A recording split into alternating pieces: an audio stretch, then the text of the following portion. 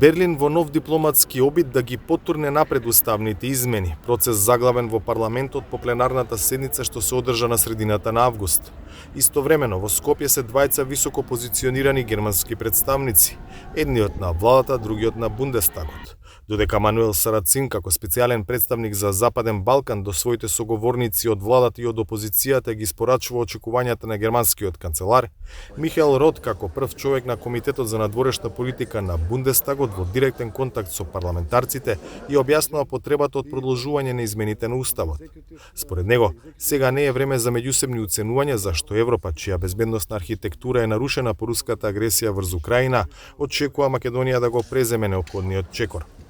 I would like to encourage my distinguished colleagues here in the parliament and also in the government. Би сакал да ги охрабрам моите колеги во парламентот, но и во владата да направат се што можат за Македонија да ја вратат на пат, а тоа значи уставни измени, кои се можеби болни, но се неопходни. Ни треба повеќе амбициозност околу пристапните преговори. Северна Македонија игра многу важна улога како мултиетничка, мултирелигиозна и мултикултурна земја.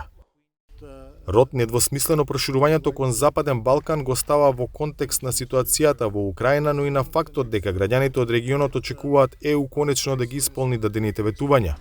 Но тој истовремено и предупредува дека поради честите блокади во процесот и едногласноста во одлучувањето на Унијата, на Западен Балкан се појавуваат нови играчи. In the Western Balkans, a clash of systems. На Западниот Балкан се случува судир на системи меѓу либералните и социјалдемократиите и авторитарните режими на Русија и Кина.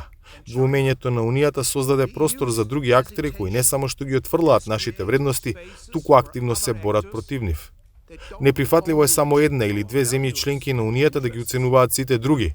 Со таа горчлива реалност се соочив кога бев министер за Европа. Бев на колена зашто првиот пат требаше да ги убедам моите француски колеги, а вториот, третиот и четвртиот пат се обидов да ги убедам бугарските колеги. Паралелно, Сарацин денеска ги комплетираше своите средби почнати вчера и со власти и со опозицијата.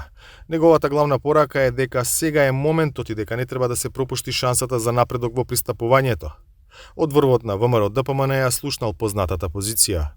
Па ова е една офанзива, како што ја нарековте, како и многу досега што се случија и на сите нив, односно на средбите на кои што и ние сме учествувале, секогаш ќе кажам нашиот став, а тоа е дека нема да гласаме за уставни измени под бугарски диктат. Тоа на секој кој што дошол во офанзива и да врши условно притисок врз нашата пратеничка група му е кажано отворено и јасно.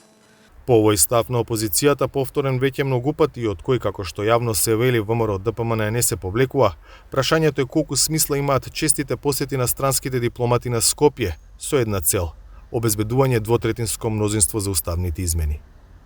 За Гласот на Америка, од Скопје, Владимир Мирчевски.